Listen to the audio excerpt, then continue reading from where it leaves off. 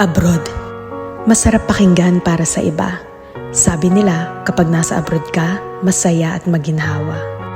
Pero ang totoo niyan, kaakibat nito ang lungkot at pangungulila. May mga panahong gugustuhin mo nalang sumuko, pero nangingibabaw ang tanong na, bakit ka nga ba nandito? Oo, may mga maswerteng nakakaangat sa buhay.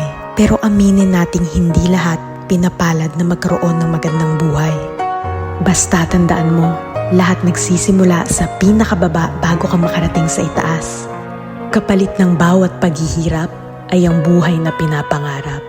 Walang imposible sa taong may tiyaga. Magugulat ka na lang na palitan na ang mga salitang pagod na ako ng buti na lang hindi ako sumuko.